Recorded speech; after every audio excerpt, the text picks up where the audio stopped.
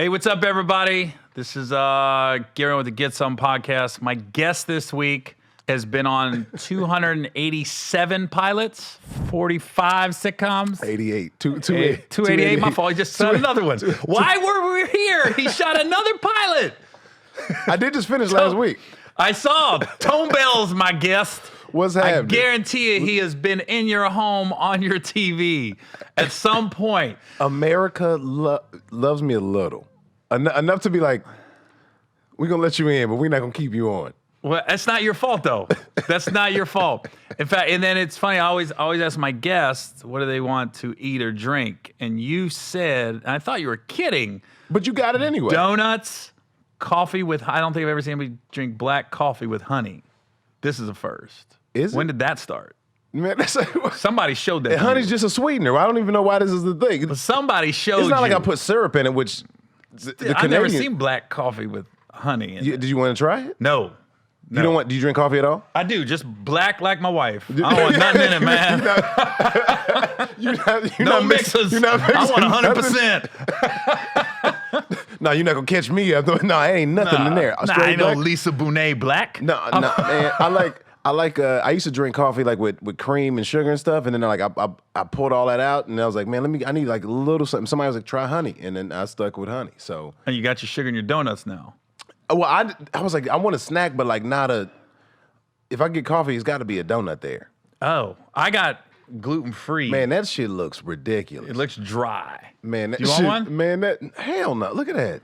It does look I mean, dry. I'm not saying they're not. That's not a donut. It looks dry. I'm going to try a bite. That We're going to try it. I don't know what's the chocolate you're sauce not even on top. handling it like. Yeah, it's probably not good. Look at this. When's the last time you ate a donut like that? That's good. What it tastes like? All right. I don't want to disrespect DK's Donuts, but you might want to get a new But recipe. that's not their fault. They need. I've had some good gluten-free stuff. Wow, that's really bad. Man, does Oliver want that shit? How's the Oliver- regular shit? Hey, man, this is regular glaze. You know what? I'm gonna try a bite of the gluten. Cause is there any more left? Don't put your finger on the COVID. The other side. Only touch Okay, this yeah, side. I'll just take a bite. Oh, that might be good. When's the last time Oh, you shared wow. with somebody? That was Brokeback Mountain 2. Just happened. I can't quit you, Tom. People just saw us make out. That's what that was. And I let my fingers. This is not how I saw this interview starting. What with shitty donuts? Shitty. I wouldn't say shitty. That glaze is fine. This glaze is dope. But it's just that gluten-free, they should let that one go. Man. Or get a new recipe or just don't do it. That's why you lick your hands because this is like Cheeto dust. Can we get That's why a napkin? That's why I don't eat Doritos. I like them. I don't want an extra step. Yeah. The cleanup. There we go. There you go, man. You only got can get one? on camera, You it's only got- fine. you He only got dipped one? in like he was not. Like if he came on, we got to start over. Cut! Start from the top. Camera guy's hand he's limboed is in in that the video. We're doing Tom Cruise rank. Look! People are relying on us. We are setting the standards for podcasts. Didn't you love that shit? Yo, how many times have you been on set? I've always wanted to be an asshole on set. And then, but he did have, when Tom Cruise did the rant, he had some redeeming shit at the end. You know what I mean? Like, $1 we're million. better than this. Look like humanitarian shit. Yeah. Yeah. He made you use your heart. I want to know who he was talking about. There's no way I could go to work. The next day? Can you imagine being in a What scene with if, him? what if you just clocked in and that happened? You got 9 more hours, 11 more hours of this shit? How about it's your first day, Tone Bell. You just got hired for the movie. You're the actor, and that's who he's talking about because you showed up without a mask talking to your homeboy. And Tom Cruise yelling at me. It's my first And day he's on not set. yelling at you, but you know he's directing it towards you. What kind of scene is it? Are we Who talking? Are we cares? talking? Or are we fighting? Is he already amped? Because I feel like Tom. It's Mission Impossible. Well, hold on. You in Mission Impossible, you be the tech guy. The You black be the dude's guy always- taking off your glasses, smart, breaking stereotypes. I'll be small Ving Rhames. You got to be that dude. When you the black dude in the movie, like they got to make you the smartest dude in the room that's subtle, but also has like he throw Chinese stars. Yeah. He throw ninja stars. Chinese stars, you can't say Chinese stars. What did you get? Just I'm get gonna done shooting? get canceled for that shit. You can say Chinese stars. Is it no? It's My podcast, you can. Other people's, you can't. I don't know how Black people don't get offended. I don't know how stars identify. So, But how would that be offensive if it came from China? but I'm saying, aren't ninjas are Japanese and China? Do they both have stars? I've never done research on who has. I'm like this. Could be Cambodian. Mandarin stars? Right. Vietnamese stars. Shoo, shoo, shoo, shoo. I don't even know. Right? I mean, like, do you have to? Do they still sell Chinese stars? Because that was big when I was growing up. Man, weren't they? Motherfucking kids would come to school like guns. Yo. So, where the fuck you get them? With just like, I'll show you at lunch. Yeah. I remember a kid almost got in a fight and he had a Chinese star. He goes, I'll fucking throw that at that bitch. I was like this, what? Where do you practice? I mean, you got to practice at home, but like, but for the moment, They never thrown a star before. You're gonna hit the teacher. It looks so simple in the movies, man. Like it's like darts. They'll never be ready. You got them in a JanSport or some shit. You can't get that zipper undone in time to grab your stars. It's not. In FUBU jeans. What do they got now? They got axe throwing. Oh, axe throwing is big. They never have Chinese done stars. No, have you? Nah, I don't trust myself. I'm scared it's gonna bounce. I went to a gun range. You know, I'm afraid of the axes. I went to a gun range. I went to on a date once with it. Really? Yeah, she was like, "I've never done a gun range. Would you like to go? I've seen it like commercials and shit." And I was like, "Yeah, I'm down." So we met at this gun. We had been out before, but we met downtown this gun range. And at one point, she like we cleared out the magazine, or she thought she cleared, and she was like, "That was fun." And she just like straight up waved. I swear to God, she just waved, and I was like, "Whoa, hey, calm down." And I was like, because she didn't release the whole mag, so there was like 2 rounds left. I never knew you dated DeBrat. I never knew that. It was during those ambiguous years. When she was trying to figure it out. That's crazy. Those 2 years we were like, yo, man, DeBrat's sexy. When she had the skin tight suit on. When she had the lingerie on one time. Dang, I can see you sneaking in, Tone. The King all magazine smooth, days. nobody knows, glasses on. Hey, you know you saw me on CBS last night. And then NBC last year. And then Fox the year before that. You've mentioned this a couple times on the podcast. I love it. Here's my thing. I love... which I love it too, because you get it though. Okay, let's do a backstory of me and Tone Bell. We met in Dallas, right? We met in Dallas, and then we met on a show here. Like, we actually worked together on the show here. I met you in Dallas, but we worked on a show here, just like Comedy Store or something together. Like just a regular night. Yeah, like a regular Tuesday, yeah. Yeah, but I mean, like, that's one thing when you run into people at the Comedy Store. But when you're on the road, like a road gig, you was just starting out? Yeah, I was a couple years in, yeah. Yeah, I think, you know what? I think that was the night. If I remember correctly, that was the night the Cowboys played the Seahawks and Romo fumbled the extra point. And you're a Cowboy fan, right? I'm a Cowboy fan, yeah. Because I remember you was irate when I got off stage. I go, what is this dude's problem? He's been so mild-mannered all all You was hot. I think I heard you yell, fuck! Where I was doing it on stage. That's not uncommon, but... Yeah, but literally, I think I literally heard you've been so nice all week, and you went, fuck! And I went, what's wrong with that dude? I was in my feelings. I probably didn't have a good set that night. It was probably a little weird, and then that on top of it didn't help. I swear that was the chick I was dating at the time weekend. probably said we need to talk before I got on stage. Yeah. It was probably all that shit piled I on said the one. that? No, the chick I was dating at the time probably. Oh, okay. We needed to talk. The Cowboys lost, and then then I probably didn't have the best set. Like, you know, that shit snowball you. Yeah. That shit be an avalanche and wipe out of town, which is your emotions. Is that your home club, the Addison Improv? Mm-hmm. That's where you started? That's where I open started. micing? I started at Hyenas, but like the Improv gave me more room than Hyenas, so. Cause like it was you know at that time like it's 2 clubs you can only do one, like you have to choose, so it was like that. But yeah, Addison's my home club.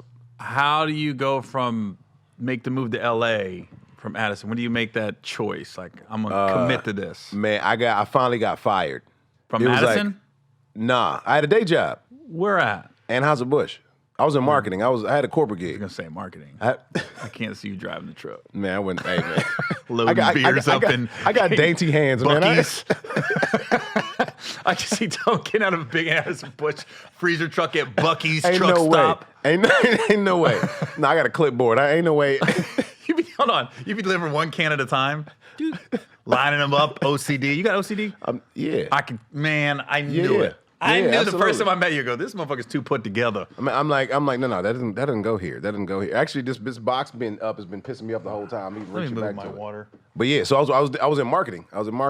And then and I was that moment when I knew I was done working was like 2 years before I actually got laid off. But I was the only black dude in my department, so it took them a long time to lay me off because they didn't want no smoke. Smart. So they laid me off, and I was like 4 months later, I moved out here. Did you know anybody? I was coming out here already. I was coming out to LA once a month because I had a companion pass.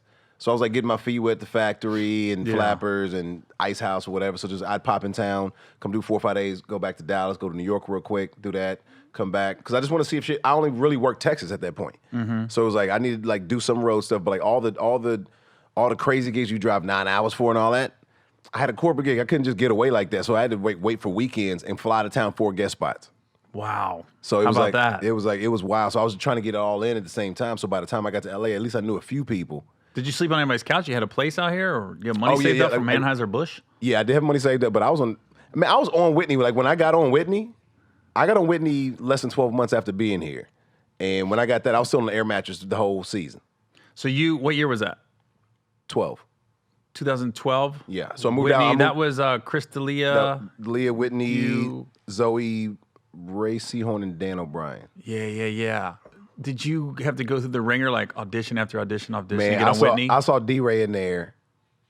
I've never told this story, but I saw D-Ray in that audition, and I was like, because it's like one of my first big auditions, like at that point, and I was like, it's like when you go in and you see people you fans of already, and you're like, why am I here?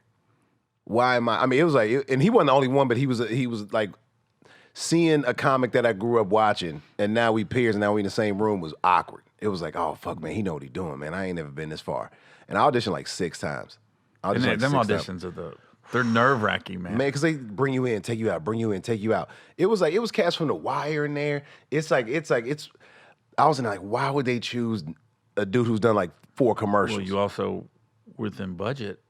If Man, you hadn't hey, done anything, you're like cost effective. Like if the show's called Whitney, you're like this. Okay. Dog, and my money was trash. It was good for a 9-to-5er. For Anheuser-Busch. Absolutely, But yeah. when It's you the know most how much money I money ever made, but then when I heard what somebody else made, even though they wasn't famous, I was like, oh man, this shit is depressed.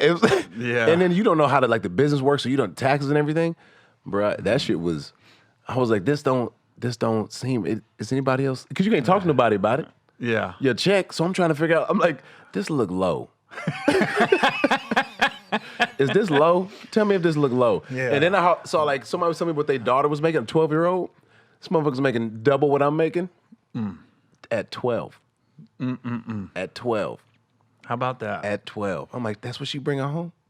So when he was She two ain't got a seasons? period yet, and she bringing home double. That's funny. She's Ain't had a period yet. She ain't got to spend money on Tampax. Nothing. The fuck she need to make all that money for? How long? When he was on for 2 years? But I wasn't on the first season. Second season came on. Yeah, it came on the second season. And then after that, it gets canceled. And It gets then canceled. are you auditioning, or are they starting to like give you offers at that point? No, To other no. sitcoms? I did, man, what did I do right after that? I got pulled right into another, I think I got pulled into an ABC sitcom. I auditioned for that, but and I murdered this audition. I murdered that motherfucker. I hate It was- auditions. Man, yeah, who likes auditions? I don't think I'm good at it. I mean, that's probably true. Facts.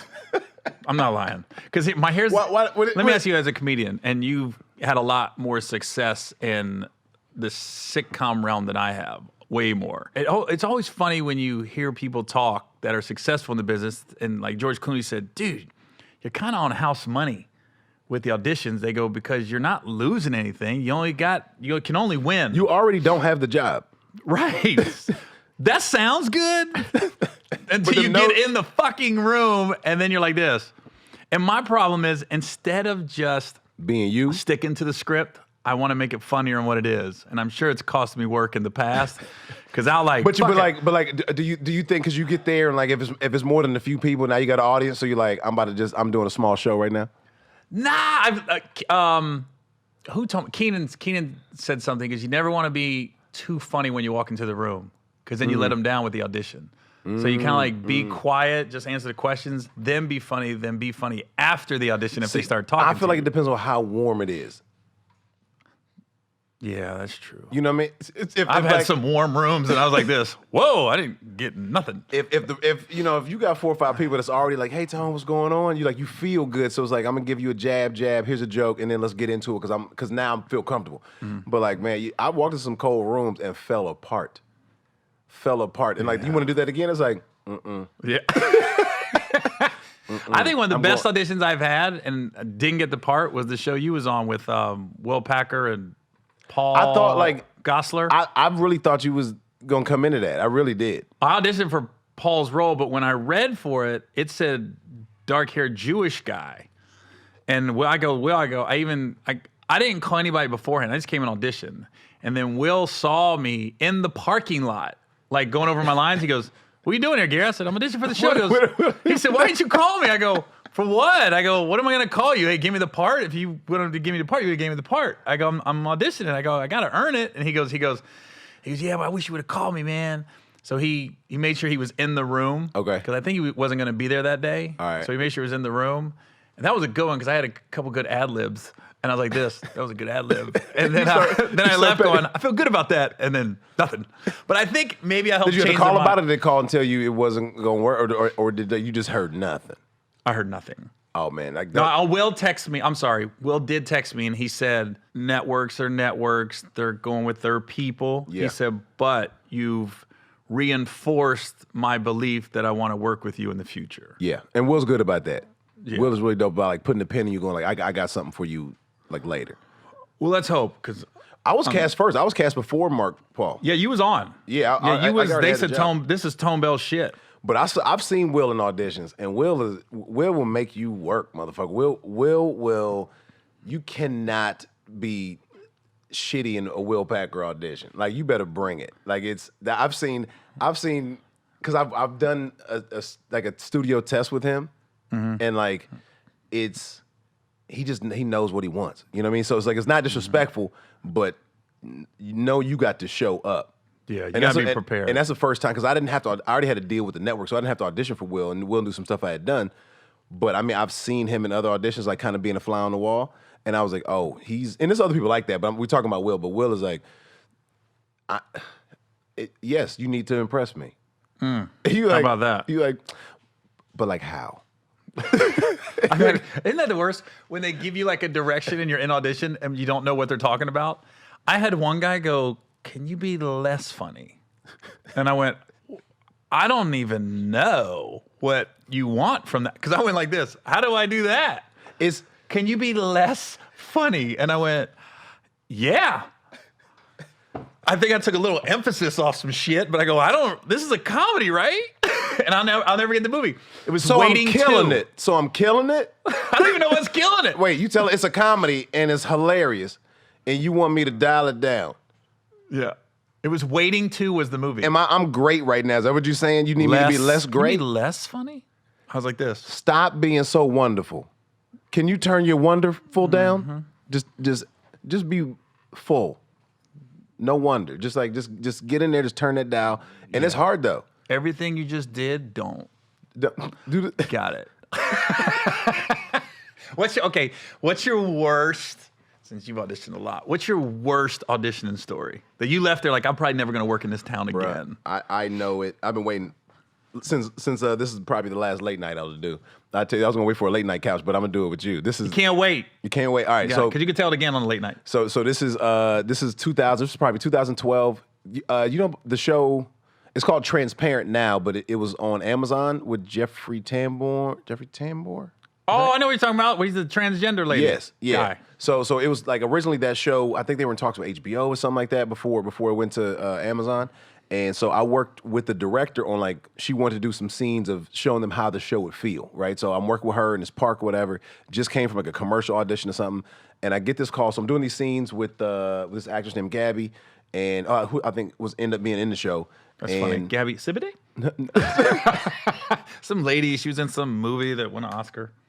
It's fine. Dog's fine. He's probably eating these shitty donuts behind you. That's right. Oh, shit. That's right. It's chocolate. No, he don't want that shit either. Yeah, nobody does.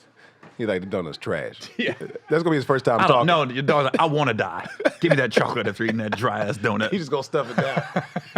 It's gonna be two I'm ready to X's. go. After the podcast, it's gonna be 2 X's over his eyes. I miss being on the streets, eating scraps. Let me out this motherfucker. So I'm in this park or whatever, and I'm only auditioning for comedy really at this point. And I get a call. My agent calls me. He's like, "Hey, Warner Brothers wants to see you right now. Go over to CW for this for the show. It's like an ensemble thing, but just check out the script, send it to you. Can you be over there in 45 minutes?" I was like, bet. Packed up, told her thank you. I was like, thank you for letting me work with you. Packed up at the park. I'm reading the script on my phone. I get there. I don't really get a chance to read the breakdown. I'm 45. I've only had it for 45 minutes. I get on the lot, and I get into the audition, and I'm killing. I'm kind of off book already. I mean, it's probably like 6 pages. I'm killing. It's like 9, 10 producers out here. I'm murdering, right? And they're like, the casting director goes, can I talk to you for a second? And I was like, yeah, what's up? I was like, I feel like I'm killing. I was like, am I not hitting something? And he was like, have you read this? And I was like, well, yeah, I mean, just the sides, yeah, but I was doing something else, and I got in the car, so I read it on the way over here. He was like, do you think this is a comedy? And I was like, is it not a comedy? He was like, no, this is a 1-hour superhero drama. I'm putting punchlines in places nobody wrote. I'm like, but this character is the funny guy, right? Yeah. They're like, there's no comedy in this scene. It's straight drama. But what's everybody doing in the room while you're doing that? They look, now that I'm thinking about it, like literally at that moment as he's saying it, they were very tight. They were kind of whispering to each other like, the fuck is he doing? It was so awkward. And I see the body language change and everything, but I'm like, they've never, I thought it was good body language, like they've never seen nothing like this before. But literally, they've never seen anything like this before. Yeah. I took a drama and made it a comedy that they was like, what is this? So you didn't realize that when you saw Anthony Mackie on the couch next to you? You saw like Forrest Whitaker, Anthony, all these great dramatic actors like this. So you never picked up. I did see a lot of people that didn't look funny. Right. I was like, these dudes look very serious. They're definitely not going to book this part. They're definitely not going to book. I was like, these dudes do not look hilarious. So did you go back in? They asked me to come back in, and I couldn't go. My ego was bruised. It was like they just saw me do 6 to 8 pages of something they didn't write, how they wrote it and how they produced it. They're not going to get this out of their head. I was like, I'll send in the tape later, but there's no way I can go back in this room. So let me ask you, when they go out and they say, hey, this is a comedy, this is not a comedy, and then they're like, but they come back in, do they say, hey, give me a couple minutes? You want to take 15, 20 minutes or whatever? And you say no. I said no, because I didn't study it that way to like retry to do this character at this point, and I've really only been auditioning for drama, for comedies. I didn't even like have time to really put that together. So it was like, I'm not going to embarrass myself any. I would love to see this tape right now. I would love to see the reverse and just what the producers and director look like, because it had to be like, and that's the same people that put me on The Flash like years later. But how do you call your agent afterwards? What's that conversation like? Oh, they called me and they're like, how did it go? I go, this wasn't it. Did they ever call you back, the agent, and bring it up? No, we laughed our asses off about it. I was I thought it was plus I didn't know how to read a script at that point. I really thought I did, but I didn't. Yeah. Like how to break down, like even if it's formatted different, whether it's a multicam or single cam, you can tell that just by how it's formatted. Didn't know any of that at that point. So I still don't. You don't know that? I'm just kidding. Like this. That's multicam, single cam. That's why people looking at you like, he doesn't really know. He doesn't know. You're like this. This is single cam. Why are you doing this? Here's Gary. Like, oh, this is a multicam show. Okay. That's how I do my podcast. I hit every camera. Always finding the light in the camera. Every camera. Did you ever when you got out here? Did you ever have to do extra work? Out here, no. In Dallas, what cheaters? What were they filming in Dallas when you was there? You had to do an extra. He was in the background. He's over there. He's at the bowling alley with the side chick. Yo, Cheetahs is such one of them. Because if being in Dallas, you see a lot of people you don't want Cheetah. You see a lot of people. You like, yo, man, good work. I knew the casting director of Cheaters, and I was like, what? I did a bunch. I did like some Atlanta stuff, some Dallas stuff, and then I think as far as like extra work. But I never had to do extra work. So you get out. Okay. I'm just trying to get the trajectory of your career. So I moved from Dallas, and so I basically lose my job, quit my job in April of 2011. Okay. Move out here in August 2011. I book a commercial in September. I get that NBC deal in November, and then Stand Up for Diversity back in the day Oh yeah. So I got that in November. Booked a couple more commercials. I booked Single Ladies on VH1, like 3 episodes, and then I booked Whitney. So I was on Whitney by like that June. So it was quick. Your first year was like, what's the working. struggle? I was working. You was looking around like, what's all this shit people talk about? I was actually like just keeping shit to my close. You don't want to tell people that shit. Yeah. You don't want to tell people who like, man, I don't even know if I can make this audition because I ain't got no gas money. You like, I just booked like 4 things. I booked my first audition, I booked it, and I've been getting offers. I wasn't even getting called to this audition. I literally was on a treadmill at a real shitty 24-hour fitness, and a friend of mine was like, yo, it's a bunch of dudes that look like you at this audition. You should come through. And I was like, I can't just go to this audition. What show was that? No, it wasn't a show. It was a commercial. Oh. And so I go, and I was like, hey, I walked up to like the chick outside signing people in. I was like, hey, a friend of mine told me to come over, said it was cool. Is that cool? And she was like, well, let me check with the casting director. She checked. She was like, yeah, he can stay. This is the night we were at the store together. You were hosting, and that's why I got mad at you. Why'd you get mad at me? You told me that, and I never really got the whole story. I know, I got mad. Man, I was being 2011? But I'm petty, so let me just say that. I'm a very petty person. Was it 2011? This is probably early 12.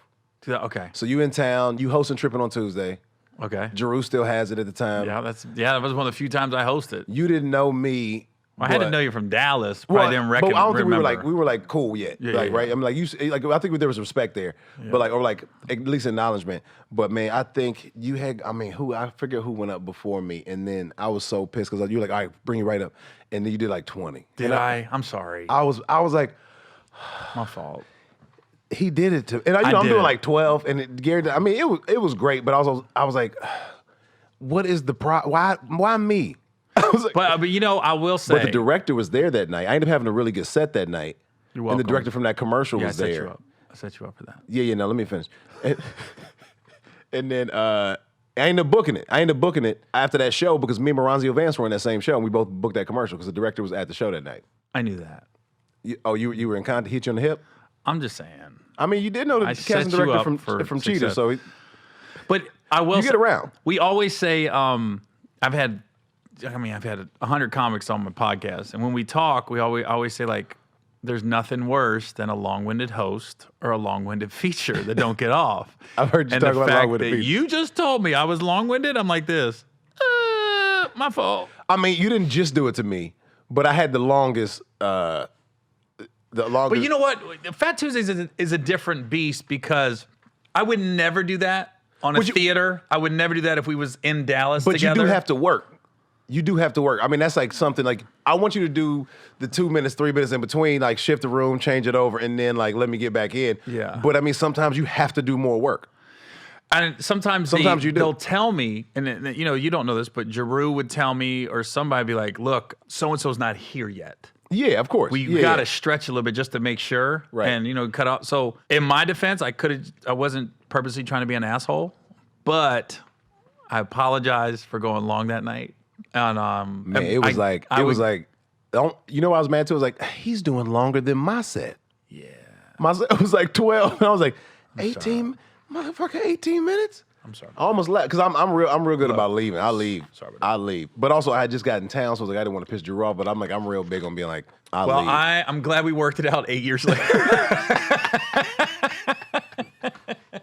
But I bet you, knowing me, I can almost guarantee Giroux pulled me aside and somebody wasn't there, and he's like, "Yo, we got to stretch at some point." I just did it. There's also I just realized after a couple of years, like my feelings was hurt. Like when I saw you the next time, you didn't even remember that shit. I was like, "Oh, this wasn't even a thing." I took this shit personal. But Dion Cole did that to me. Dion Cole, we did DC together like 3 years ago, and he was supposed to do like 30, and the fucking guy did like damn near an hour. And I was on the side like, why is he doing that? And I'm literally going like this. Get the fuck off. It's just like 3,000 people. It's like, because you can't believe it. You're on the side like, I know he's on light. The fuck off stage. You're like, if you're doing another 5, then it's one thing, but like another half? Okay. You just sit down. Yeah, I'm like this. You sit down and order a drink. I was literally on the side of the stage like, what's he doing? Why is he still going? And, I just think it's going to happen. It's easy to be like, I never do it, but you just told me I did do it. at some point. Well, it's like I think it's funny because we all have that moment. I mean, I've done it. I don't like Dion to this day. Fuck him. And that's why I don't buy Old Spice. You done You with want your it? own body wash? I want my 30 minutes back. Oh, bitch. You came from his brand loyalty, like Look, I just want my own body wash. I just want you to do 30 minutes. I want to let you know I switched to Degree because of you, bitch. Mitchum. Mitchum. What's this one? I don't even know what that is. What's this one? What's that? Jack, what's this? What's the deodorant with the in the jar? You know that one? Deodorant in the jar. Y'all don't know deodorant in the jar? No. Who got a computer? Somebody look up deodorant in the cup. Deodorant in the jar? It's in a cup. It's probably. You got to finger this jar to get it out. I'm not doing that. That's disgusting. You can use a thumb, but it's up to you. But it's still, you got to wash your hands after that. No, the that's whole point true. of deodorant is you're clean. You get out of the shower, you're all clean. You just put the shit on. I'm not saying it's new. Who came up with that dumb shit? Somebody in the 40s. I don't know. There's a few. It sounds like it's just baking soda. What color? It's like there's a red cap, I think. It's a white jar, red I cap, got green a crack cap. group over here. You got this is like We're gonna give you hackers. the history It's of like- it. Well, Arm & Hammer started. on it. This guy, On it. literally, if you can see back behind the camera, the guy goes, "What's it? What color? What year?" Got it. Oh, is it Talking about sexy Sadie. Tussie? Tussie. Tussie. I don't know why that slipped up. Dude, your grandpa used Tussie. What year did Tussie come out? You acting like 18 what? the Civil jar. War? The jar is copper. That's how you know it's been out a long time. What year was Tussie established? 18 what? 1925. 1925. You had Yeah. to get in there with these fingers. Nasty. You had that shit. How the fuck did you use Tussie at some point? I've seen a jar of it before. Well, I would use Tussie before I use Old Spice, Dion Cole. I'd get my fingers so dirty with your extra 30-minute talking ass. See, you feel about me for a long time, probably how I feel about Dion for about 6 months. Dude, I ran the light once with Neil Brennan, and Neil yelled at me, and it hurt my feelings. You did what? I ran the light. I was working with Neil Brennan, and I did go long, but I thought they were telling me to stretch. I literally thought they were telling me to stretch. didn't. Yes, I did. Tone, how long you Don't been do the doing elbow. Don't do the elbow. this? How long you been doing this? Look, Tone. This don't be calling this is that bullshit you with your bullshitting. What? Really? Really? That's Don't do the elbow. Tone. the elbow. You see this Come on elbow? now. You're like, you don't believe me? I don't. Look, we were at West Side, and I ran the light, and like they did give me a light, but I saw this. You know how somebody does a cell phone light, but it never did this. It never did that. So I saw her in the back like this, and I was like, I must have to stretch. So I did supposed to be like, I don't know, 15 minutes. I ended up doing like 20, 22 minutes or whatever. I get in the back. That's He's not like, what the? super bad. It wasn't crazy, but it wasn't a headline show. He wasn't doing like an hour. You know what I mean? So it was like a showcase turnover show, but it was his show. It was also Neil Brennan's show. And I went like 10 minutes over. He was like, what the fuck are you doing? And which also I respected, but I was like, oh, I thought you were telling me to go longer. He goes, how the fuck did I?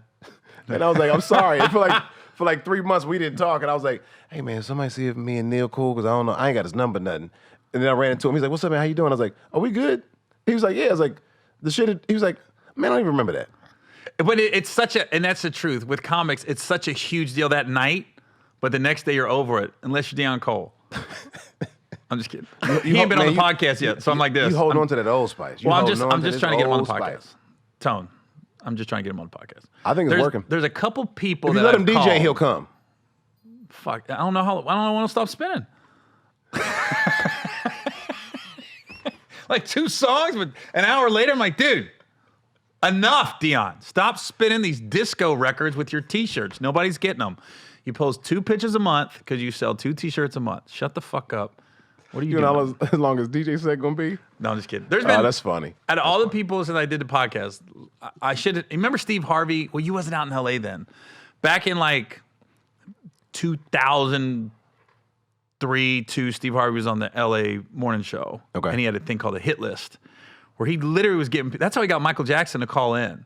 No Because shit. every week he'd be like, this is my hit list. I need you to call in. And he was going big. He got Michael Jackson to call in. He goes, everybody keeps telling me about this hit list. And I had to call in. What year was this? Like 2002, 2003. Oh shit! I knew nothing about this. That's crazy. Yeah, he was getting like, he would, heavy hitters. And they'd call in eventually. I got to start doing that on my podcast. But I'm only going to do it with people that I've called that didn't come on or didn't get back to me. And right now, That would be Dion Cole. I DM'd and I texted. I don't know if I have the right number, but nothing. You out here shooting right now? Go ahead. Shooting shot. Joe Coy's 2 times blew me off. Said he was coming in and didn't come. Joe Coy. Joe be out here being a great father. Fuck, kids don't need him. Look at LeBron and Barack. You don't need a daddy. Bring your son. And your son. They can both be on. And his son is grown now. Exactly. You brought your dog. I let your dog on. Yeah, but he eating off the floor. You wouldn't want you got your dude with you. Joe's boy could be sitting right there. That's true. We got a comfortable green room. It is very who comfortable. Else? 3. Let's do 3. Dion Cole, Joe Coy, and Anthony Anderson. This is what Anthony does to me. Anthony, I'm all polite. Hey man, whenever you got time, I'd love to have you on the podcast. Anthony goes, let me check my schedule. And I never hear from him again. Let me check my schedule. That's what Wayne. Can we get Wayne Brady on? I know this is not my podcast, but Wayne won't call me back either. So he'll call me and then I call him back. Number. No, this is for me. This is for your show. I'm just doing this. I wanted to name somebody too. Okay, Wayne Brady. That's it. Wayne, call me back, man. Tone, come on now. Wayne called me and I call him back and then he don't call me. Like this. Wayne, call me back, man. It's hard to get mad at Wayne Brady though. Wayne's probably on that show with Jeffrey Tambor. Mad at Wayne Brady? Nobody's ever mad at Wayne Brady. You can't be mad at Wayne Brady. I've been trying to, man, Wayne pissing me off. He calls, I'm like, hey, Wayne. He can freestyle rap. That motherfucker's amazing. The best of them. He's amazing. Remember he had a talk show? The Wayne Brady had the daytime talk show. Yeah. It lasted. He freestyled during the day. Like he would, during lunch, he would freestyle for you. Well, his talk show lasted about the same amount as most of your sitcoms. Sorry, dig. I've done over 100 episodes of TV, but never on one show. Yeah. that pie is That's divided. how you and Wayne Brady got close. You got canceled, motherfucker. I got canceled. What the fuck? We in a club. Yeah. No, I saw him he had Eve on, and he goes, he damn near set Eve up because he goes, "Are you a rapper? You want to freestyle?" And he went so proper when he asked her to freestyle. He goes, "Would you like to freestyle?" And I go, he's setting her up because I was like, this motherfucker was a Disney performer. Whose line is anyways? I'm like this. He knows he can go off the top of his head. And he's brilliant at it. And he started just freestyling off everything. The lamp, damp, samp, champ, Christmas, Wismas, Shitmas, Dismiss. And he was like, fuck it. She went to one of her hit songs. She started freestyling. I was like, rock the candle. Dion, spin the record. I was like this. Oh, but when I saw it, I go, oh, he knows what he's doing. He brought a reelder in. Yep. He reeled in. That was a setup. That was a setup. But aren't talented people supposed to do that? Facts. You know what I mean? That's how I got you on. Hey man, thank you to talk about my failed sitcoms. I know what you did. But it's not. But you're getting shows on the air. I do get shows on the air. I did do a pilot that I was real bad in. I was real bad in it, and then it took me about a year to get back in good graces with the networks. How does that happen? I was just bad. What? How do you get back in good graces? I had a couple auditions that I killed. I was going in hard. My audition for that pilot was amazing. Then I got on screen and didn't show up. Did not show up. It was terrible. I was real bad. They cut me out of that shit so much. I was in half the pilot. And then by the time I saw it, I had 2 scenes. They cut around me so hard. You were like, what? I was like, I'm in that scene. They're like, no, you're not. Not no more. It was wild. They're like, fuck affirmative action. And then after that was MTV show. I hosted an MTV show, and then it was a Packer show. It was Will Show. Oh, did you have the audition for that? They just offered it to you, Will Packer show. I had a deal with the network at that point, so I didn't have to audition. What network was that on? NBC. Oh. So I got a chance to pick. The deal I had, there were 3 projects I had to choose from one of the 3, basically. And if I didn't, I could pass twice, but the third one I had to take. But also, I wanted to work with Will, and I liked that show. Yeah. That was 2015. Yep. Because I stayed at the Residence Inn by the LAX airport for pilot season that year. And Where were you living? Were you still in Ohio? Yeah, I was still in Ohio back then, but I came out, I did 2 months. I was on tour. Me and Epps were on tour together. So it was perfect for pilot season because it was 2015. I would leave on Thursday night on a red eye, get to the city, and I was back in LA Sunday. So I could audition all week pretty much. Got you. Okay. And that was the year that I did all these auditions and I got 1 callback. But I ended up getting the reality show. What was crazy, I do all these fucking auditions, nothing. And part of it was my fault. Wait, that was 15 when the reality show happened? That's when I got the deal for the reality show. It aired in 2016. Got you. But I'm doing all these auditions, and not getting nothing back. And like the first 2 weeks, it was my own fault. I wasn't in it. Yeah. I was like, I had a you deal gotta and it be went in it. away. And I was just like, and you guys picked these pilots? Because when you got your own shit, and I'm sure everybody does that, you're like this. My shit, it definitely should have got picked up. Like, I mean, And that's I'm what like, you went with? So you went with that. That's interesting. Interesting choice. When I say the first 2 weeks, You I saw was what just- got picked up? You put. I was like this, and then I got serious and they called me. But I had a random meeting with this lady in TI. Just happened to be in town, sat down with them, and then got the deal with Buna Murray, and that was it. I was like, damn, all them auditions, lunch got me the deal. How did you like that though? Because I remember watching that, but I was going to ask you when it comes to auditioning. I remember the moment I transitioned from them not knowing me as a comedian, like this group of people not knowing me as a comedian, knowing like I do comedy, but not knowing me as a comedian first, and they were just wanting me to be an actor. Like I want you to fit the mold of what this character's supposed to be. Versus you, because like now I'm just in a sitcom. I'm me. I'm me now. Like I've gotten to be like, oh, I'm bringing more of me to this, and then just let me be me, man. Yeah. So, do you think you get in there and try to be an actor sometimes, or like you don't think somebody gives you a chance to be Gary? Because I feel like if you can cast Gary, let's cast Gary. Yeah. You know what I mean? So like, it makes sense to me that that show came after like maybe some of those pilot seasons. Because if they're not familiar with your comedy, then they go, "That's not how he wrote it." You're like, "Yeah, but I'm a comedian that's not going to do it how you wrote it." Like, Yeah. I haven't been doing comedy 20 plus years to do comedy how you want me to do comedy. Yeah, I think that's probably cost me some roles. Yeah, but I mean, but should it? You know what I mean? Like it shouldn't. It shouldn't. I mean, there's no exact science with the. I think I had Kev on stage here last month. Okay. And he was talking about how much he hates auditioning, and it's one thing again to be bitter and mad, but another thing you're just like this. There really is no exact science to how they cast shit, and they got to find a way. My problem When with I did auditioning, disjointed, it was clearly it clearly was written for Craig Robinson or Craig Robinson type. It clearly. yeah, Clearly, I mean, like it was. I was like, "Oh, who's it supposed to be? Is this Craig Robinson?" And they were like, "Yeah, you know, we kind of." I was like, "All right, yeah, I'll go in, but I mean, if that's what you want, I'm not that. But all right, let's try it." It ended up working, whatever I did. But sometimes they don't know what they want. And what I think the frustrating part with auditions is when you're out there for pilot season, I keeping is this when cup? you can keep the cup. Okay. Whatever you want a T-shirt, I got T-shirts too. No, I'm taking merch. Yeah, go ahead. Yeah. Can't take that though. I ain't gonna lie. I'm amazed by this. Yeah. I've been trying to look like, but not big be. shit. I've been trying not to get myself looking amazed by it. But I can keep glancing at it like, If I'd have known ahead of time, would have got you a Cowboys one. I don't know how. What'd you have? Mm-hmm. Oh, man, I No. appreciate that. My guys are on their shit. Oh, and it charges phones too? What is this? Got charges to Bluetooth. We play music. Oh, like that's if the Dion, music. Oh. when Dion Cole comes on, I'm gonna have him DJ through that. just run it through. No, my thing is like sometimes you go in and knowing there's probably an offer out, and you're like this. I ask, but go ahead. There's probably an offer out, and this is when you solidified it. I'll never forget Superior Donuts, the TV show. Mm-hmm.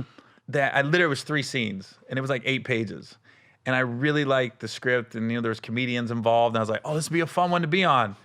And I went to the audition, and when I got there, I was the arrogant side of me was like, I should be in front of producers. This was clearly a cattle call. It was casting, and I was like this. Oh fuck! And then the lady came you out. walked in there like the filth. All right, it was like this. Waiters everywhere. Valet, waiter. I'm just looking for David Keckner and somebody else I'm usually up against. No. But That's so funny. the lady comes out. Keckner, And goes, like you see Keckner a lot when you. No, we just did a movie together, Okay. which was great. And literally, it hit me as we did the movies. He's gotten like 3 iconic roles that I was up for that changed the directory of his life. And I'm like this, oh man! But he brought it. I can't even be like that. Yo, he you brought can it. never like if you don't get the part and you see somebody did a good job, you gotta go. He murdered killed that. that He murdered shit. that. Yeah, you gotta give him that credit. Yeah, but when we were in the holding area waiting to go in, and the lady goes, "We're just doing scene 1, just scene 1." Scene 1 had like 3 lines, and I went like this. Oh fuck! They already got an offer out. Literally in my brain, I go, Oh, yeah, they was got trying to an waste offer some out. time. This is they're just trying to get not being rude, and They was casting stand-ins. yeah, hold on. The audition was so short, and I heard a guy fuck up the scene. I go, how did you fuck up 8 words. Yo, I could not do 8 words. I need pages, Gary. I need pages. I've been in an audition with 2 commercial audition, 2 words or something. Fuck it up every time. Can't remember them. You give me 9 pages. I go murder that. 2 words. I'm like, I forgot where they go. What about? Let me ask you this. What about when you can hear the guy through the door? I can't do it. I go outside. Call me when y'all ready. Oh, Actually, but you know what? My trick now is I'll give you my trick. I don't give a fuck. I get there first no matter what time it is. oh, you should be there first one. I don't care if my time's at 2. If I find out y'all starting at 9, I'm there at 8:30. Smart. I go early. Smart. I go early. I go super early. I get Okay. there. Because if I nothing else, fucked I'm up. like, I'm usually right on time. Fuck. nah, man, you got. I'm like this. David probably went in at 9. Because like I don't even like seeing the names up in like just people. Oh, fans yeah. of. I don't even like seeing people's Samuel names. Jackson. I don't like seeing people's names, bro. Like you get up there, you be like, he's great. I fuck with him. God damn, he was That's in so here. true. He was in here. Shit, and you see like 8, 9 names of people that you Oh, fuck that's with funny. and that you fans of. You go, I'm clearly not this prepared. Jeez, clearly not this prepared. I was gonna kind of wing it, and he was in here. Yeah, I gotta come back see if they're seeing people tomorrow. Yeah. David Koechner got that part. That's Superior Donuts. But you know, I mean, I've been chasing Damon Jr. for years. Ooh. Sitcom wise, How I've been. about I gotta wait till Dame doesn't like he turns it down Oh, really? because I'm like, is Lamorne or Damon? Are they doing this one? A little more. Is Lamorne or Damon doing this? And I mean, like other people too. Brenty Jack. You know, it's a bunch of people. Todd It's like- Bridges? What the fuck? Todd This guy's Bridges. back in the game? Jaleel, and Jaleel, I would actually think I would see Jaleel actually, but I have not seen Jaleel. I know Jaleel a little bit, but I would have thought at one point I would see Jaleel in a room, but I haven't seen him in a room. But Damon Jr. is like, if I get in the room, I'm like, oh, he must have turned it down already. Wow. They're like, who? See if Tone's free. Damon passed, and I'm like, and I'll text him, hey, you doing this one? He's like, nah, I think I'm good. I'm like, Mike got a shot. Mike got a shot. I'm to the point now where I did pilot season that 2015, and then I came back in 2016, and I just said I'm not doing pilots no more. Like, because honestly, I'm probably taking a pay cut. You take a chance on being an iconic series, then you Seinfeld, and you got your Martins and Fresh Princes, but at this point, unless they're developing and I'm the lead and I'm a producer on it, if I'm just like the 4th kind of It's sitcom, hard. I mean, I'm like especially this. network sitcoms right now. That shit hard. I was talking to Guy Torrey about that, and I said, why do you think and I've talked to you, and I've talked about you on my podcast before, Yeah. how when I got to LA in the late 90s, no matter what sitcom you was on, what 4th, 5th lead, it was the golden ticket as a stand-up. Like, all of a sudden, you're moving tickets. But now there's so many networks and so many TV Man, shows. it was 9 channels back then. Now, Right. Now, and it was a highlight spot. We talked about it last night. I was in a room in Clubhouse, and like TGIF was iconic. If you're on a TGIF show, it don't matter if you are a recur. You come in 6 times a season, you good. Right. You were good. You pulling Super Bowl numbers on a Friday, every Friday. That was nuts. And I've heard you talk about this because and it's so true because people ask me like how I feel about it. And a part of me likes my anonymity or just like the mystique of like, you might recognize me in the airport, but that example you gave with like somebody, I've been on 6, 7 shows, right, as a lead. And I can walk through the airport and some people will, hey, are you Tone? Hey, Yeah. man, I liked you from this thing. But let a housewife walk through the airport. Facts. Cannot get to the gate. Facts. Cannot get to the gate. It's pandemonium. You know what I mean? Or guys making their own way. Like the Desi Banks now is Yeah. making his own name Yep. out there. Kev on Stage and Tahir Moore and Tony Baker and them. It's like this. Like I said, it used to be. But Guy explained it to me. He goes, I go, why is that? Why is it that, I know my favorite Martin episode. I know my favorite Fresh Prince episode. I couldn't tell you my favorite Carmichael episode or favorite For the Love of Us. I don't know. But it's like, You talking about specifically with network TV because we do that with Game of Thrones and we do that with yeah, I'm I'm talking about network TV. sitcoms. Yeah, yeah. And Guy said, well, think about it. Back in Martin days, Fresh Prince days, like you said, there weren't many networks. Mm-hmm. So you literally had 8 A-list writers in the room coming up with this shit. And Martin was some of that, and that was spread some of out. the edgiest shit on TV too. So you had to see it.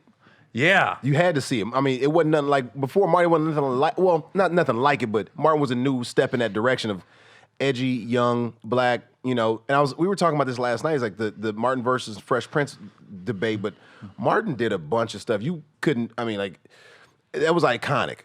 It was iconic to do that now. taking something like that model that people put together and then bringing that up. And it was one of them shows that if you didn't grow up around black people, you had to explain Martin to some people. Yeah. Fresh Prince, you didn't really have to explain that much. You had to explain Martin because there's too many cultural things that white America didn't know. Well, just the think about the back and forth between him and Tashina? Tashina. Oh, god damn. Like the Me Too movement would have a field day with that show now. But you're right, but you can pull them episodes out. Like it's I mean, he was roasting on national TV. Right. I mean, what's your favorite Martin episode? The title of the episode, I'm not sure, but I think it's probably the Players Ball with Jerome. That's probably my favorite. A lot of people's is the boxing one with Tommy I Hearns. mean, I was gonna say the boxing one, but I think the Players Ball is probably my favorite. Mine is when he had Casey and JoJo, and he came to LA and started singing and dancing. Oh my fucking god! That's back when like writers used to write like 24 pages and be like, Martin's gonna cover the next 6. Oh, he got it. He don't know what's coming out of his mouth. Man, you don't know. You don't know. I mean, like when I see like when I do a multicam now and it's 36 pages, I'm like, they don't want me to think about nothing. Like Martin, they're like, here's 19 pages. Let Martin do Martin. Let him go off and do his thing. And like you'd have no idea. That's what I actually respected about Marlon's show. When Marlon had his show, they'd underwrite so Marlon could just go off. And I love the fact that they just let's trust him and just let him do his thing. I mean, that's a perfect example. Marlon comes out in '95. No, we know everybody on that show. I'm not talking about the brothers. I'm not talking I'm about talking about Marlon. Like just was on 2 seasons just now, right? Yeah, exactly. Yeah. Oh, that show comes out in '95. We know Brescia. Absolutely. We know all them people. Absolutely. Now, absolutely. It's like Marlon came and went.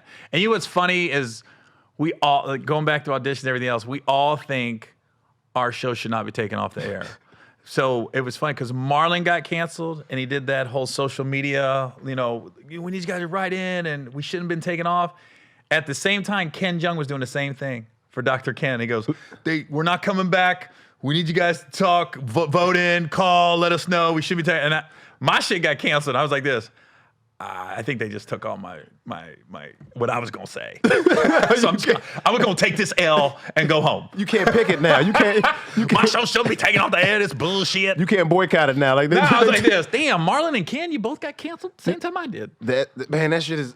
When you get canceled, you're like, they don't give it a shot. Well, I feel like a lot of times NBC don't give you a shot anyway. I feel like they give you 4 episodes. I've been on so many NBC shows, they give you 4 episodes, and like you walk through the 5th table read, they're like, how's it going?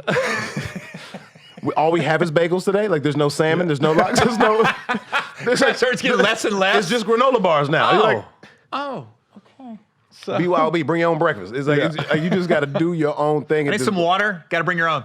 We just got canceled like episode 5. By the time we got to episode 8, people was coming in late, and it was like we're gonna finish strong, and then nobody. We just got to find our audience. We just count down to cancel. That's it. We just trying to get to 13, and it was a wrap. That shit hurts. The rap party's not fun because like it's really like I got fired party. This whole business I never understood, especially on films where your last day they clap. And that's a wrap on Tone Bell. He's now unemployed. Good luck finding your next job, bro. You clap the day we get there. I never. You clap day 1. Everybody. But you can't do that. You can't do that because you don't know if you're gonna stay.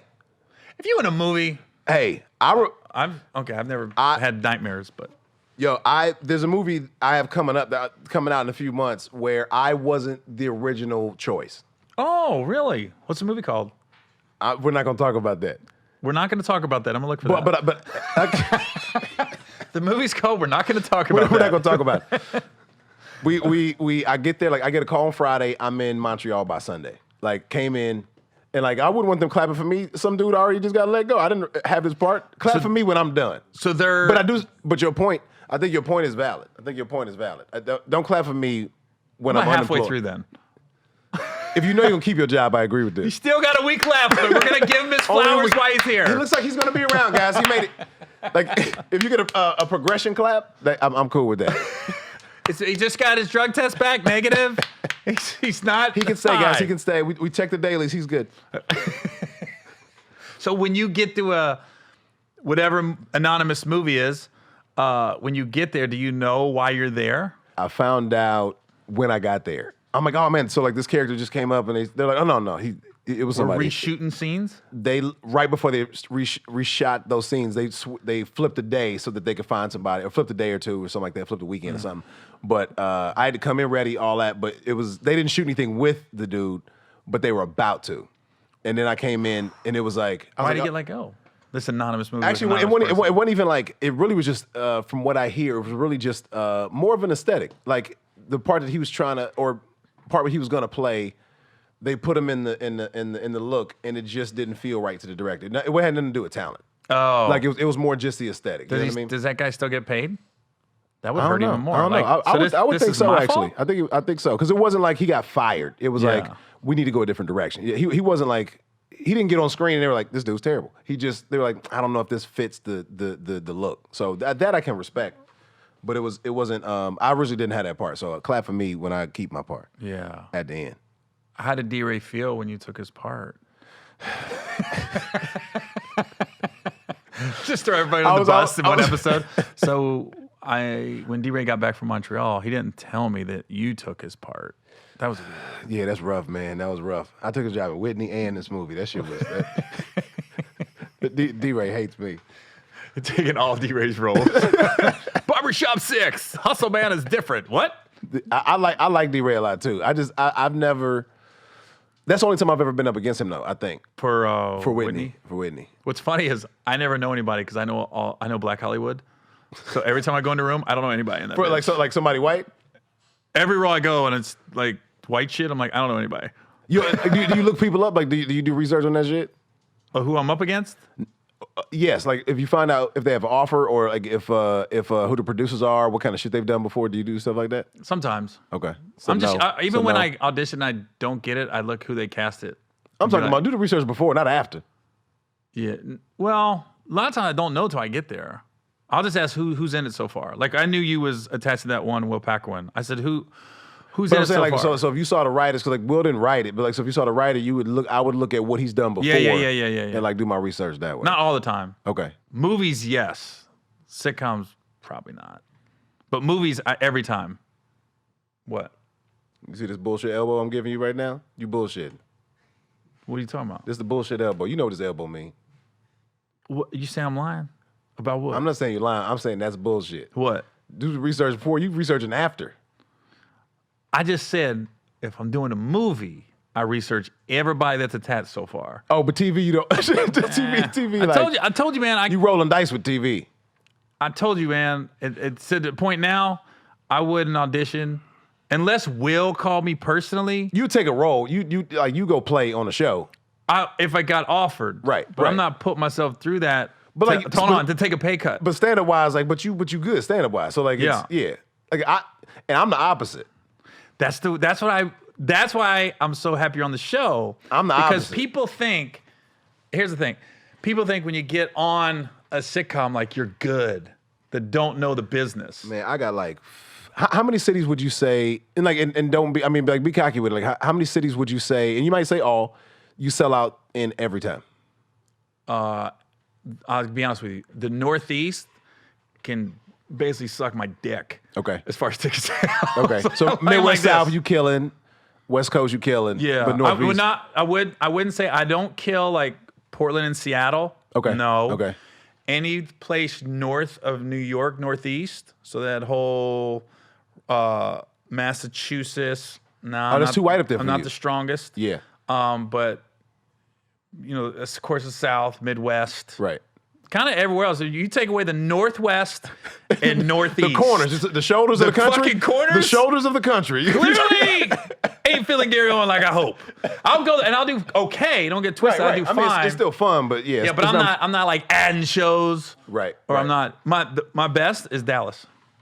I can see that. Because I do New Year's Eve there every year. Mm-hmm. We do the Verizon, and this would be the first year in 6 years. We did the last 5 years. Okay. And it just kept getting bigger. The promoter rolled the dice the first year and just went, I'm sick of doing music acts. Was that just you? Who was it? First year was just me.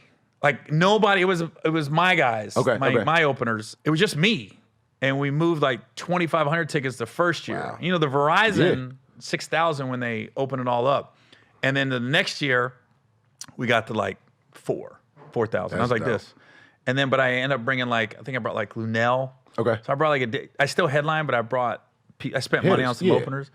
And then the third year we got bigger. Then last year we went to 2 shows. And I switched to hosting because I go, dude, it's a new hour. And that's hard in a year, especially when you got people returning and bringing more people. I was like this. So this year we was about to hit them.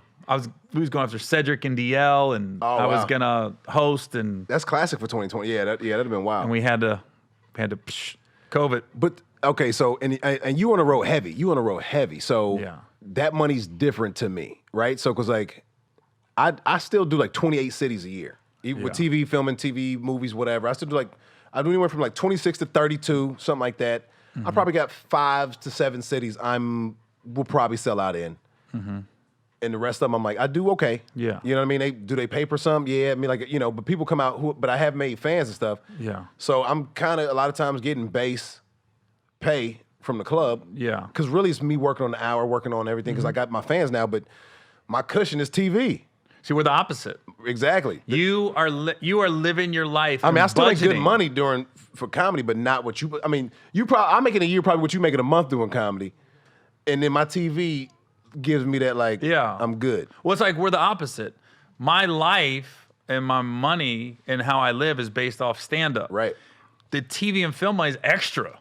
I'm like this. Oh, great. Whereas you are probably basing your lifestyle off TV and film. No, I base my lifestyle off of comedy though. That's the thing.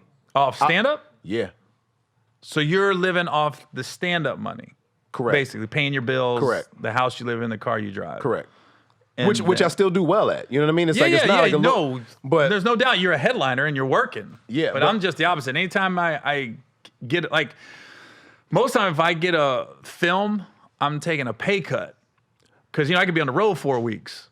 That's I'm like true. this. I've turned down. I turned down. That's kind of the same for me with TV and film as well though. I get more for TV than I do for film. Yeah. Yeah, but I mean sitcoms though, that's a weekly paycheck for boom, boom, boom, boom. I mean, and you're getting deals. So in sitcom world, you're if it can last, you're an you asset. can be. Yeah, You know what I mean? It'll rock. I mean, the biggest movies I've done, I got paid peanuts for. I've gotten more road money than some of these movies. Even Little? Little was okay. I had to turn down. That was a part. It just wasn't. Which one? The teacher?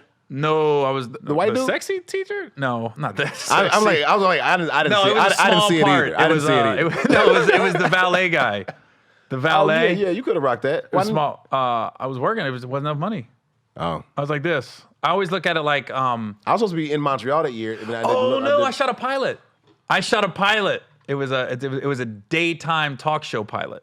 Okay. And Will called and offered me the part, and I was like, yeah. And then I go, yeah. The only 2 days. The only 2 days I can't work in June was the 2 days he needed me. That shit always happened. I was like this. That shit Hold the fuck always up. happened. I've been waiting. We just shot our pilot 2 weeks ago, and then there was a movie that came up, and it was like, they started saying that. I've been waiting at home for 10 months, doing nothing, and then I get one project, then another project, and they're they overlap by 4 days. You got to pick. The fuck? Yep. When it rains, it pours. That shit always happens. That's a tough one when you're movie where Will was gonna let me kind of do my thing. Yeah.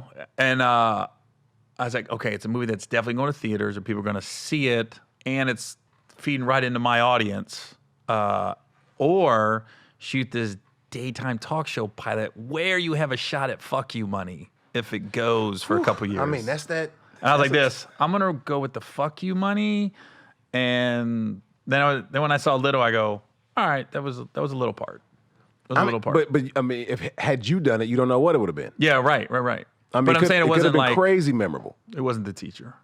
I wasn't the sexy. Yeah, I didn't see that one happen. I was going to be very surprised. Yeah, I've seen him, and then I know you. So really, look at it right now. I mean, it's adorable, but it ain't. Even with the turtleneck, it ain't that hot.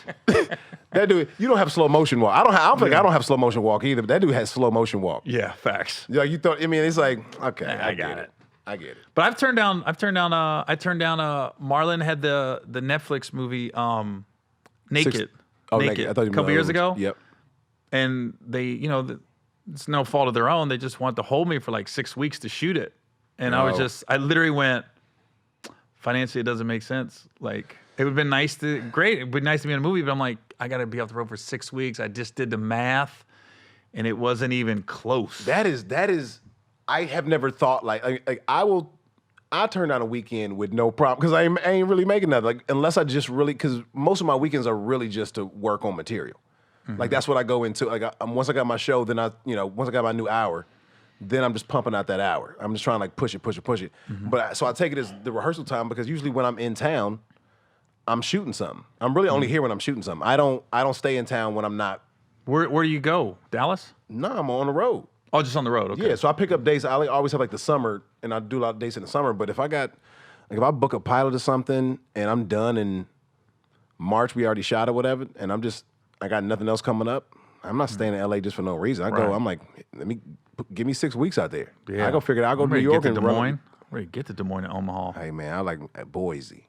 It's probably one city I've never done a comedy. Yo, send me to Boise. I did college. I don't think I've ever done a real show. I never been to Boise either. What's your favorite city? I mean, Dallas your favorite city to perform in, period? I love Texas. Like Houston, Dallas, Austin. The crowds are always good. They always laugh, and they come out. Do you even do clubs anymore? Yeah. Well, you have to now. That's the only thing open. Well, okay. Yeah, but no, I'm not. I'm not at that point where I can just be like, I'm about to do this tour. I can't do Kev or Chappelle or rock shit where I'm just like, I'm touring, doing theaters, and that's it. I'm like this. I got to mix it. Yeah. You know? That's why I've been on the road with Epps for so long, because that promoter, he pays decent, and you're like, sometimes I want to take a break from the clubs and just we're doing like these theaters, arenas. Yeah. And I'm like, and Epps is so great because he doesn't give a fuck. He's like this, and I only got to do 25, 30. Okay. I'm like this. Well, this is great. You know what I mean? But that's like, yeah, man, I'd like to get to that. I mean, I do like a couple small, every now and then, like if I'm in town, somebody tap me like, hey, you want to do this theater with me or whatever, but I've never got that run. I never got a chance to feature for anybody. That shit, like I always wanted to just feature for somebody. Really? Just like, even right now, like I've been tapping Joe, been like, come on, man, just like, he's like, man, you go, Coy. Oh, Joe Coy? And Joe. The one on my shit list that didn't come to my podcast? Yeah, Joe. But this year, Joe was like, came. I think Joe did this shit on purpose. Joe is responsible for 2020. He goes, this is what I mean. Joe, you get the elbow right now. That's Joe getting the elbow. I set Joe up too at the Comedy Store. He's still mad at me. You're not the only one. I love Joe. And Joe was like, hop on the road with me a couple times this year. I was like, all right, dope. And then this shit happened. But I've never gotten a chance to like really open up for like big shows with people. And he's always been nice. If we in the same city, he's like, man, come through. If you got time, man, come through and come pop on stage. But I never got that, hit the road with somebody for a little bit. Yeah. Because like, Russell be a good one too. Russell Whitney Peters made me, I'd love to go on the road with Russell Peters. He's doing world shit. I would do that with Russ. I wouldn't do the States with them, but if he offered me to go to like Dubai or some shit, it wouldn't even be about the money. It'd be about the experience. Absolutely. You know what I mean? What's the biggest crowd you rock ever? I mean, I don't really know. I should know. Well, you can't count. Like that's a lot. Well, was just me or my own ensemble show? No, biggest show you've ever been a part of or whatever. Like biggest crowd 20,000, 15,000. Yeah, I mean, some of them cities, like when me and Epps are on tour like that, we're doing Phillips Arena in Atlanta. Okay. We're doing some of these cities. We're doing the Yum Yum Center in Louisville. Like, we're talking about international too, so I didn't know if you like been over and done like. I haven't. I haven't like. I did one show in London, and it was at some. How were you in London? Theater. Actually, it was fun because it was the Bengals are playing the Redskins, and I wanted to go to the game, so I used it as a write-off, I got to go to the game and made a little money, not a lot. Oh, you play Soho? You said? What's that? You said Soho? The Soho theaters? No, it was some theater, the St. Leisure. I can't remember the name of it, but it was a nice mix. It was American and London people, and. Relationships are relationships, but some of the shit wasn't translating. I was like this. What do you guys call college over here? When do you guys graduate high school? How old? I started talking to the crowd. Like, it was actually London a good time. people is hilarious. London people. Them London motherfuckers. It was like half Americans and then London people. Yeah. It was like the socials and the greasers. The Lundish. My dressing room had a bunch of fried fish and French fries and like malt vinegar. Oh, y'all still keeping up with this chip shit, huh? Y'all still saying this chip Fish shit? and chips. These Lundish is crazy. No, but I haven't. And the only time I've been overseas was military bases: Japan, Korea, Dubai, Bahrain, then the Middle East. I get military tours well, I haven't done them though. Every time I get it, it's like January, February pilot season. Oh, have you ever talked to Daniel Dugar at the Bay? Nah. He's good. I'll get you contact with him. He used to do all the military bases and have accounts, and he had a nice little run going. But he just go over there. He usually does Korea, Guam, and Japan. I've done bases here, but never overseas. I did like the what festival I do last year? The Vodafone Festival in Dublin, Ireland. How was that? Dope. It was real dope. We went to some. I think I saw you on hurling, Instagram. Hurling. You Didn't I what DM hurling you? is? Yeah, I think you said there? where are you? Yeah. Yeah. It was me and Josh Wolf, and it was dope. It was a good time. Because we were playing like I think Jim Jeffries was not Jim Jeffries. Jim Gaffigan was there. It was a bunch of big shows, like a couple thousand people, whatever at the shows. But I didn't think I was gonna see no other black people, and it was great. It was great. Was there other black people? Yeah, it was just a few. But I saw them, and we checked in, and it was like they were from Ireland, or they were just married some girl from. We Ireland? just didn't want to just be like, hey, we gave the if I can see you later, I'll see you later. It's like me and Neil Brennan when we see each other. Yeah, it's like when you drive a Jeep and I drive a Jeep. Yeah.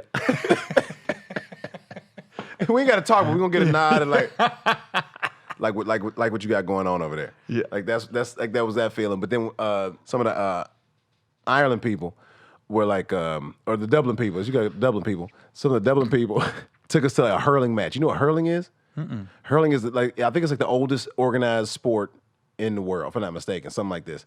And it's like 9 American games in one. It's football, baseball, lacrosse, soccer. Hurling? Hurling. Not curling. Hurling. Hurling. You got a stick with a like spoon on the end of it. You got an upright and a soccer goal, and you can look that shit up. It's hurling. Hurling. I have to look that shit up. Hurling is amazing. And so we go like it's me, Langston Kerman, my boy Black, and my boy James. We all go. We don't only 4 black dudes at this hurling match. It's 50,000 people there. We know who to root for. Hold on, ever in the history of Ireland, ever. First 4 black guys to ever go to a hurling match. They brought us down to the field. They gave us medals and shit. They were like, in the history, hold on. There's still a picture of you at the arena. Like people come to see our pictures, not the game no more. Right. But it's like you can only play like in that like look it up. It's crazy. Like the rules are crazy, but it was like that was a dope experience. So even though the money wasn't crazy, the shows were dope, and it was like I've seen a sport that I didn't even know existed and caught up. You know, it was for that moment. I like that, man. I like being able to do comedy that way. Well, we're in a good place. Like we're not struggling. So sometimes you can take those gigs where it's like it's not always about especially like Ireland. And festivals. Festivals alone is like, this is kind of for the experience. Yeah, but it's not like you're oversaturating yourself in Dublin. No, I don't want to come, man. I'm supposed to be back here in 6 months. I have to do that in Dallas because I do New Year's Eve. Right. So then I'll do the club in the summer because the goal is, I know it sounds awful, is to pull as much money you can out of that market in a year. So it's like, okay, if I do New Year's Eve in the summer, I can do Addison, which is technically considered the other side of Dallas. Right. So I always do Addison in the summer. You do the geography too, so it's like proximity. Oh, I got it down to a science, bro. Yeah. So I'm like this. I do Atlanta like that, but I play the same club twice. Which one? I just do Laughing Skull downtown because like all my friends from home and shit will come out. Dude, like, we're completely. I know. We're like other ends of the spectrum. I'm like this. Atlanta Comedy Theater? No. Uptown? No. Laughing Skull. They asked me to. Like, I mean, I get the offers from all the clubs, but it was just like that was the one that like started me in Atlanta because I didn't start in Atlanta. I started in Dallas. Mm-hmm. So even though I'm from Atlanta, like that's the club. Everybody's like, "Oh, come meet me over here." So I would do Christmas shows, but I would do September and October, something like that, maybe. And then 3 months later, I'd be back there. So I just hosted, like you said, I just end up hosting that. But it was like a Tone Bell and Christmas show, just Tone Bell and Friends Christmas show. Yeah. And I was like, I just really just want to see everybody. So just come up to the club and let's kick it. Mm-hmm. So it was more like that. Plus, I just wanted to break even on going home. Oh, that's kind of how it was. I was like, just finished another show. You know what I mean? So it was like, that was good.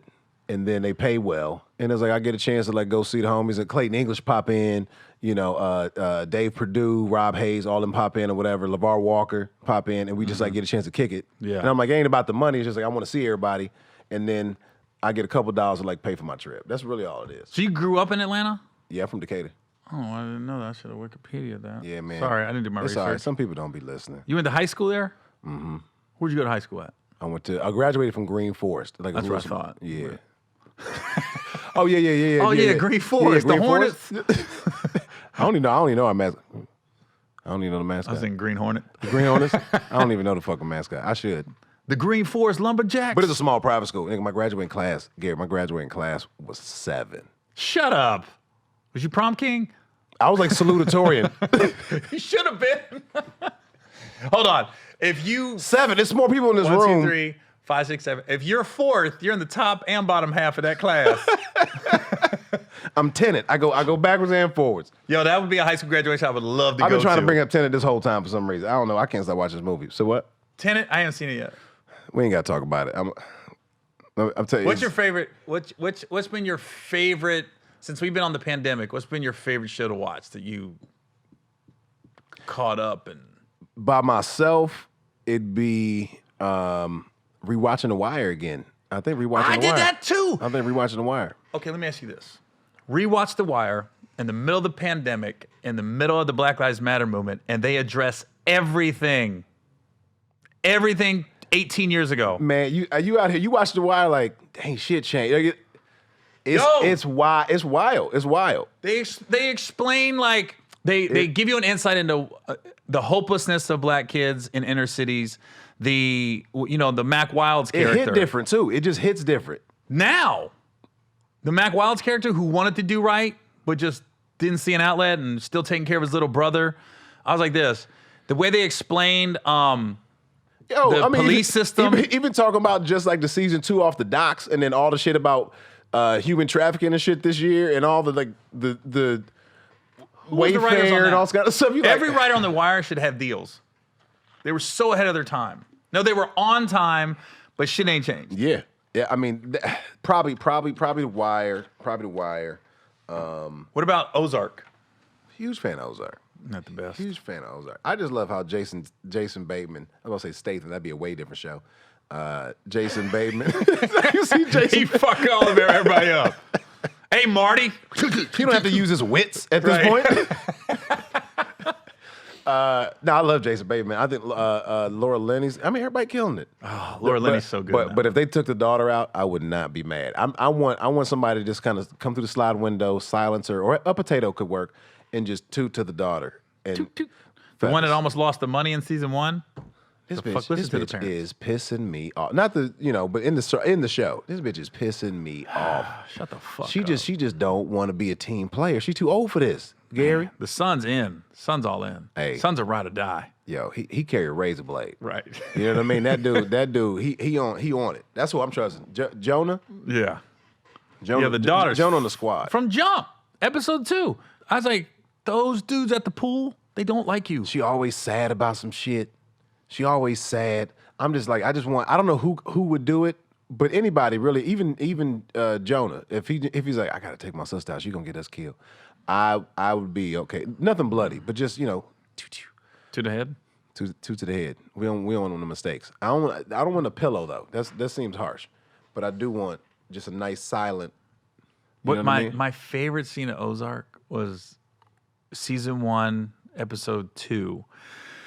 When Gary got thrown off the roof, and then they're in the car. Was that episode 1? That was episode 1, but episode 2 was when they was in the car, and they're going at it. They just got to the Ozarks. Laura Linney explains, people cheat, Marty. It happens. People cheat. And she's going off, and I like this. She's making a lot of sense. And then Jason Bateman just went, you knew I needed that money?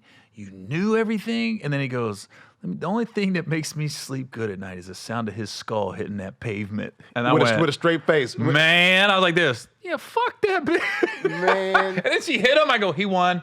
When you hit somebody in an argument, you won. I hate it when she started making decisions. You can't make decisions yet. She fucking pissed me off. I loved it when the now the Mexican dude checked her. You don't work for me, bitch. Bitch, you don't work for me. Yo, you don't have it yet. You don't have that carte blanche back yet. Like, yo, you need to listen to me. I just saved your life. You have no opinions yet. You ain't done nothing. I said find a house. When I tell you, find a house. Tone, I always want to talk to my wife like that. I was watching it with her and I was like this. I've been wanting to say that to you so many times in our relationship, but I never have. You go, but one time I want to do what the drug lord said to Laura Linney. You just look at her during the scene. She's going off. It's compelling too. You want to watch that again? You just rewind it again. When that drug lord went off on her, I was like this. Oh my God, I've always wanted to say that. When he knows he can't leave her, because Marty's like, hey, I don't want you to die because they're gonna kill the whole family and all of us. So like we gonna stay together. And then when he finally smashed again and he did the weird smack. Yeah. That Gary used to do. I think that's the pettiest shit ever. I love it. And it was stiff. It was a stiff ass slow hand. He almost didn't know how to do it. Like he's never smacked the ass before. Is this how he did it? What are you doing? What is that? What? And then him just watching the video to like just that show's so good. That shit rough, man. And you brought up Game of Thrones. Love Game of Thrones. I mean, that was before the pandemic. Last two seasons still rough, but I liked it as I nerd out on shows like that though. I like being in it. Like, what about Sons of Anarchy? You ever watch that one? Yeah, I was a big fan of Sons. I was a big fan of Sons. Huge fan of Sons. How do you feel about Snow? I get in and out of Snowfall. I haven't started Snowfall. I get in and out. First season is like 3 rough episodes, and the season 2 loved. I haven't started season 3 yet, but like I like it. But it's not one of those shows I need. But like when I binge it, I'm in. I'm all in. That's why I gotta have time because I'll be up until 5 a.m. just watching shit. What about Queen's Gambit? Did you watch that? Love that shit. I Loved loved it. it. I could see you on that show. I loved it. I think it'll be on season 2. You'll be the black guy when she goes to France. I think I will be in season 2. I can see you on that show. But I don't think it's gonna be a season 2. But if there is, I think why wouldn't it be a season 2? It was a limited series. It wasn't like a season 1. Oh. I think it was just like a straight up 7 episodes and that's it. Because it's not based on a true story. Yeah, they could just make it. They Whatever. could just make it. I liked it because it was like they Kentucky thought Stranger and Things was Cincinnati. going to be 1 season. Did you watch never Stranger know. Things? Mm-hmm. I'm a big fan of that too. Yeah, that's a good show. But you haven't seen Tenet yet. Is Tenet the one with Denzel's son? That sounds awful. That sounded awful. I'm sorry. We were about having this that. conversation. Yeah, I mean, but that's how you know him at first. So But it's like, hold on, is Denzel's son the guy from Twilight? Those two? yeah. The Twilight Boy. You know the Twilight Boy? The vampire motherfucker and Denzel's son, right? It's a crazy combo. But you know what I heard about the movie? And I haven't seen it yet. Somebody said, dude, you damn near got to be an astronaut to get some of these terms when they're throwing them around back and forth. Is that true? I yes and no. The dialogue is very simple. The dialogue is very simple. We've said more complex things in this conversation just now than that was intended. But some things that you have to understand, those moments are like, I'm gonna just have to go with this and listen to it a couple times and just nod and say yes, I got you. Like when they throw it around entropy casually.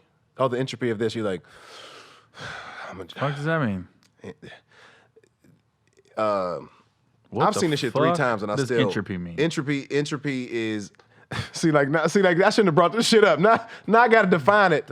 Fuck. Can we look up entropy? Entropy is like fuck does it mean? is the way The dictionary. time is the way you travel through time, not space. Right? I can find it. It's Entropy. like a non-linear way of. Let my guys. Entropy? Yeah. Lack of order or predictability, gradual decline into disorder. Wow. A logarithm measure of the rate of transfer of information in a particular message. That's where I was getting. So like me in auditions. It's just all over the place. It's entropy, baby. That's from now you blame it on entropy.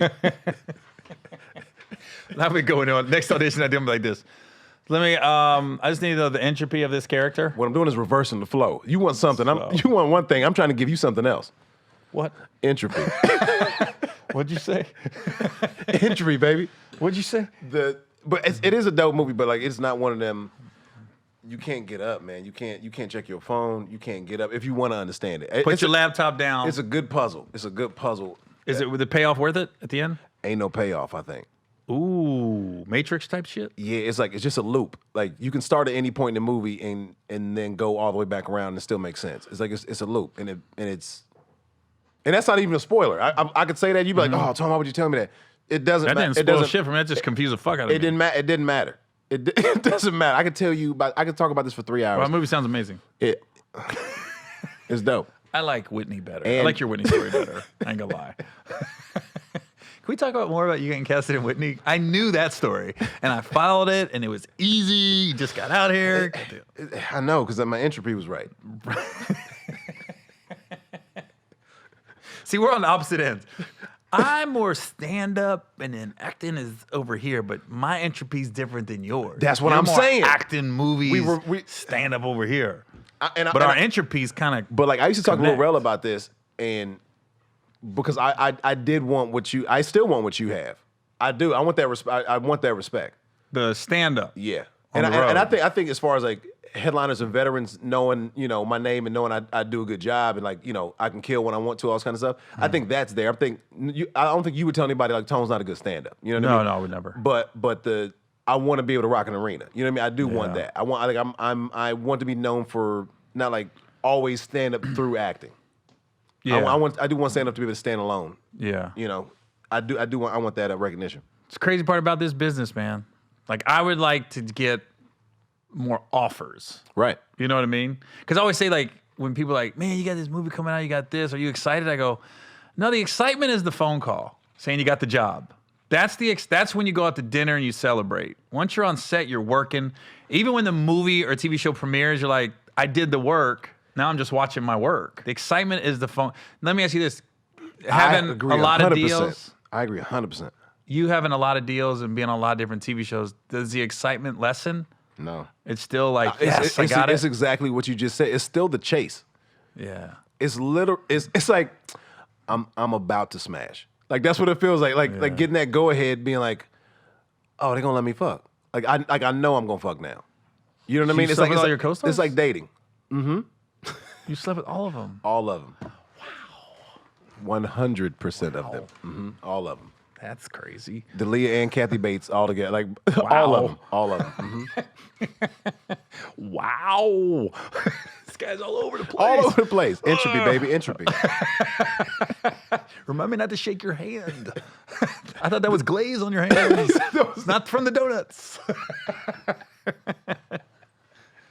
Yeah, but that's the truth. I always wonder, like, because people always say, like, I wish I could get the I wish I could get the feeling when I first started open micing, where you're just excited to get stage time. You're like, oh, and your stomach drops and like this. And I go, the closest I get to that is getting a phone call saying you got the part. And the when you got 5 agents on the phone, it's either you got it or you're fired. One or the other. Like that. Like I know when everybody's on the phone, something good happened or something bad happened, and I'm like, I'm hoping it's something good. But it's I love getting that phone call of like I did the work. And I got the part, and you're right, that's the part I wanted. Now it's like, okay, I'm gonna go do this job. I'm gonna try to do a good job at this job, but that's the part that just makes you, because it feels like you won. It feels like a great set. It feels like the odds were against you and you prevailed. Mm-hmm. You know what I mean? I love that feeling. Yeah. I love that feeling. Do you ever tell your agent this? Well, Tone, this is the offer. We're gonna counter, and then because I always be like this. Hey, this is what I always say to my agent and manager. I go, that's fine. Don't fucking lose this job though. I always get scared when they say they're going to counter with more money. Cause I'll be like this. I don't care what you counter with. That's still the most money I've ever made in a week. Don't fuck this up. I think we can get a little more. There's a little more on the table. I'm fine with what's on the table. Right, exactly. You're like this. How big's the table? Don't fucking lose this job. Now I'm a little more confident in it, but a couple years ago, they're like, we're getting a little aggressive. We're gonna. I'm like, we don't got to be aggressive. We don't have to be aggressive. I think where we are, I think we're both doing great. I think we're both being very polite. I think it's fair. Why would NBC ever underbid me? I trust them. Let's all talk. You have other clients. I don't have other jobs. So can I? I always bring that shit up. You have an office. I have a studio apartment. Now I'm cool with them getting a little aggressive. And sometimes when they pull it off, you'd be surprised. You'd be like, they said yes to that shit. Exactly. How about that? I'm like, whoa! I wouldn't pay that for me. They nuts. You could have had me at hello. And they're okay with Mountain Valley spring water in my dressing room. In the green bottles? Crazy. They said cool to Con bars and not Nature Valley? Yeah. God damn. Damn. Okay, is there anybody, I ask this of everybody on the show. Yo, push that if we have to a little bit. We're wrapping up in a minute. All right? This is my last question. We're done. I got Naeem Lynn coming. Can't have him fucking waiting. Naeem the Diva? Yeah. Naeem the Diva. No, hold on. No, we do, okay, just FYI, we do 3 episodes a day when I record. Naeem called me and said, yeah, I'm cool to come on. I said, cool. And I said, 2:30. He goes, and then he called back, can I go any earlier? I was like, you called to come on, and I said yes, and I told you 2:30. But now you want to go fucking earlier, bro? What do you have He's to running do? late? What Shut do the you fuck have up. to do? He's fucking running late. Ain't that a bitch? Naeem got one of the fastest cars I've ever seen, and he late. Well, he'll be on next week's podcast. Just so you know, we recorded it today after Tone, and Naeem wanted to go at 2, and I said 2:30, and now it looks like we're going to go at 2:30. Fine. No. Get that. Look What's at up, that. bro? What's up, bro? You just saved he that gotta dog? put his dick up. His dick came out. Oh, for let me some reason. see. I see. His lipstick out. I see you. I see you. He knew Tone slept with all his co-stars. I see you. He just sitting there with he's got the face of shame. Like, I came early. Shit. This motherfucker. This how, because he don't like being picked up, but that's what he do. You pick him up, he pull his dick out. It's like that's how he'll put me down. That's how I do He'll it. put me down like that. He ain't camera shy. He look All dead right, at get the camera. Get down. Anybody you haven't worked with yet that you want to work with? Like Kevin. Tone Belt is your Kevin. movie. You ever worked with Kevin Hart yet? I work. We did. Overrated. I don't. I've done 3 movies. It's not all that, dude. Seriously. I do want to work with Kevin. We've almost gotten a couple opportunities. That's not my mask. That's gross. But that is mine. I worked with Kevin on like a man. It was a Diet Coke ad or something for NCAA or something like that years ago. He probably wouldn't even remember that. But we did like an ad for, I think it was Conan and Diet Coke or something like that. But nah, we haven't. There's been almost 2 opportunities. I think 2 opportunities to work with Kev, and I haven't gotten that. I haven't gotten there yet. all right. But I mean, just because Eddie was one. Almost. worked with Audition him for too. Coming to America too. Yeah, worked with him too.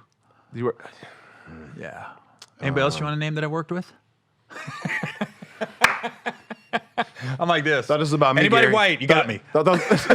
Anybody Anybody white, you got me. You can name off every white actor, be like this. Got me on that one. That's another one. Entropy, baby. Because my list is probably mostly white. Yeah, I know. Like this. My list is probably mostly white. I think I was looking back and I was like, wow, I think I have worked with just about every, what we say, iconic black comedian, like the legends. Yeah. I did a movie with Eddie, did a movie with Martin, did a movie with Jamie, Kev, the Wayans. I'm trying to think, is anybody? Like Cat. I've met most of my comedic hierarchy, like who I'm like I wouldn't say everybody's an icon, but people I look up to in comedy. Will Smith is the only person I haven't met. I don't think that I really. Cool as a fan. I know. Oh, God damn it. I haven't worked with him. Oh, okay. That's what you Met, okay. but I mean, like he's one of those guys. Like, And I know it'll happen. I just but it's like I'm not gonna force it. But I'm a big fan of Will. But been in the room with Eddie, Samuel Jackson. Like I haven't worked with Sam yet. Have you? Worked with Samuel? I've got a chance to. No, it didn't come out. The movie didn't? I tested with him. I didn't book the part. Oh. I didn't When book you the part. test with them, you're saying you just went in and read the scene with them? Mm-hmm. Who got the part? Can't say it? I don't like doing that. Oh. I don't like doing that. Because you don't know. We don't even know what movie you're talking about. I know. I want you to know the movie. Is the movie out? Yeah. Oh, we'll talk about it off air. Yeah. We'll talk about it off air. This fucking guy. Because you know what people do? They go, "Oh, you would have been better in that," or No, I can't don't- see you in that." I don't do that. No, not you. I'm talking about like listeners and stuff. So I don't like that. Don't fucking worry about the listeners. I It's like a podcast. I care about listeners, and that's why I get booked. What the fuck was the finger point? Note to self. But that My way when entropy- you edit this, you know which There's camera no to cut editing. to. Oh, No. we just fucking roll, baby. Well, why you got 3 cameras if ain't no editing? They could have come We to like me on different the shot. angles, depending on how I look. But it's gonna come to me when I did the finger first. Right. We'll Let me do try that. to take my shot. We'll let you go. We'll let you go. This is my New Year's Eve show, by the way. No, it's not. Yeah, this is gonna come out on New Year's Eve. Okay, I'm listening to it while I'm in the hot tub. So let's hope What time? What time is coming out? 1 p.m. East Coast time, 10 a.m. West Coast time on New Year's Eve. This podcast will drop.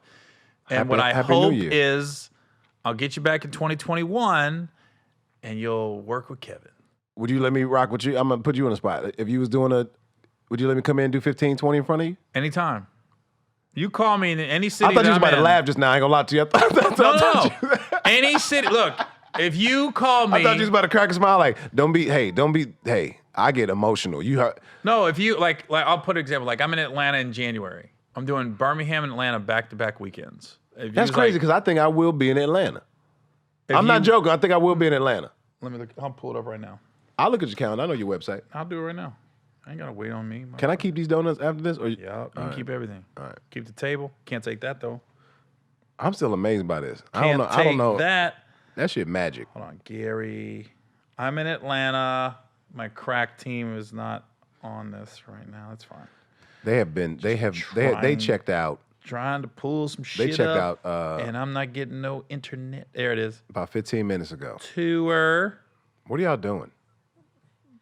They over there Nothing. playing Jenga. Atlanta. Okay, I'm in Birmingham January 15th to the 17th. Then I'm in Atlanta January 21st to the 24th. I'm sorry, I was caught up by the system. That's a fancy system. What were those dates again? Birmingham. That's your website? This is my app. Your I have an app. Oh, this is your app. Yeah, Gary Owen. A downloadable app. Just Yeah, for you or other for people free. can have it? It's free for everybody. Okay. I free. don't know. Oh, okay. It's free. You might want to get it. It's free. I'll text you. I ain't downloading your app. It's January 15th. But y'all to- should download his app. Yeah. Gary Owen. Just download it. January 15th to the 17th, Birmingham. 21st to the 24th, I'm in Atlanta, at the Atlanta Comedy Theater. If you want to come rock. 20. Okay. 21st to 24th. We can log it in whenever. You ain't got it. You can get back to me. I think I will be in A around that time. Let me know. I think. All right. I'm coming. Well, you gotta let me know. Like What kind of advance notice do you need? 2 weeks. Oh. What? Maybe a week.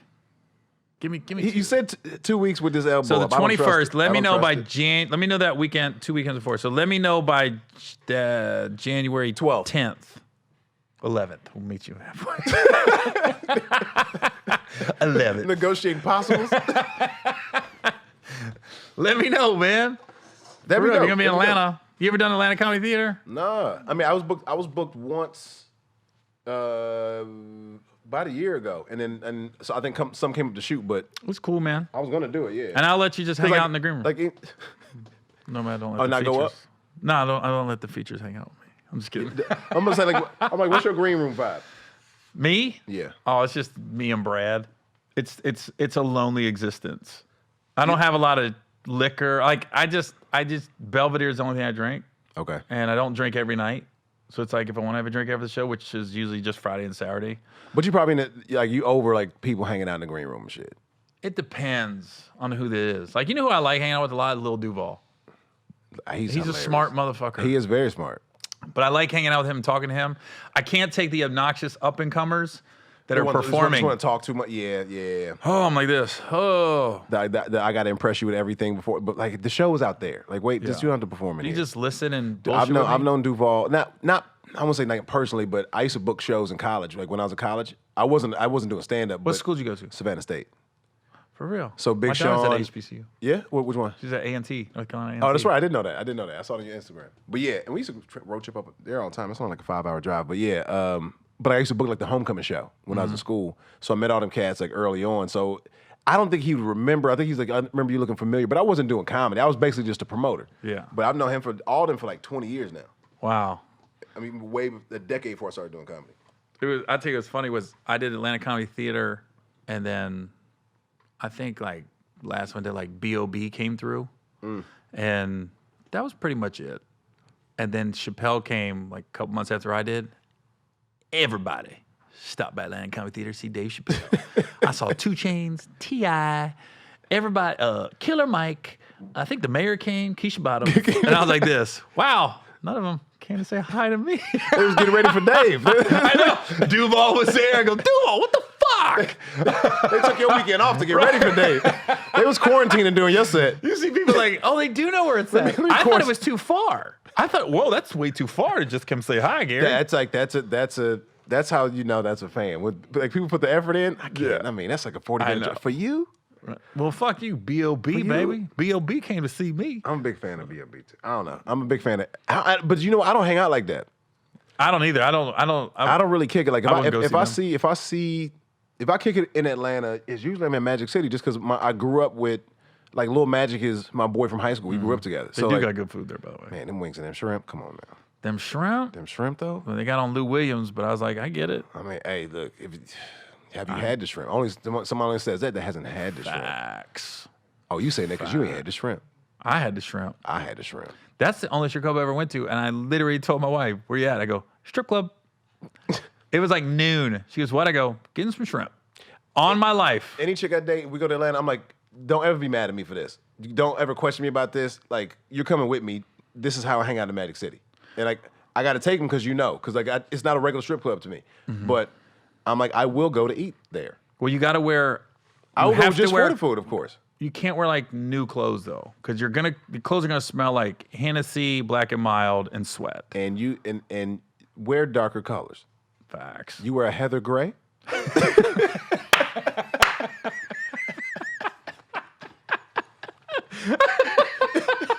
You wear a khaki or a heather gray, something very light. It's too much baby oil in there. You're gonna be stained up, baby. Right. I wear the oldest clothes ever going for lunch. Are those cross colors? You gotta wear a painter suit in there. Just get off work. Just gotta lay in drywall. All Where right, you going? man. I'm going to Magic City. Well, I know you gotta get your dog. I appreciate you coming through. Yeah, bro. It was fun. Do you have any dates you want to pump other than the ones with me in Atlanta? I think what's Colorado Springs? I mean, the only one I got is really Colorado Springs. I haven't done that yet. And I don't think I don't feel like you want to. Would you have a fan base in Colorado Springs? We're gonna find out. I think I'm going in April. Okay, I think I'm end of January. You got that on the calendar? 29th and 30th, Colorado Springs, 29th and 30th. Of December, or January. January. Okay, good. January, and then I mean that's really it right now. I got some. I mean, my stuff is like out in May. I got some stuff in May and June, but I mean, who knows? So I don't make promote those. But how would people find your dates if they want to? See usually my Instagram. I mean, I usually just Instagram or my Facebook. My Facebook fan page will have, and it's just Tone Bell Comedy. So Tone Bell, and then just Tone Bell on everything else. All right, man. Yeah, man. Well, I appreciate you coming through. Absolutely, man. And we'll do it again. Hopefully. Thank you for having me, man. I've been wanting to rock with you for a minute on this, so I appreciate it. We'll tell Joe Coy, Deion Cole, and Anthony Anderson. The fuck you guys doing? And Wayne Brady. I didn't call Wayne though, but I'd love to have you, Wayne. But those three, it's whatever. Hey, look. Like, no, I'm giving Wayne. It's whatever. The elbow. Whack Yeah, motherfuckers. whatever. I'm sorry, I love you, Wayne Brady. My bad. No. But call me back, man. All right, man. Appreciate you coming on. Yeah, man.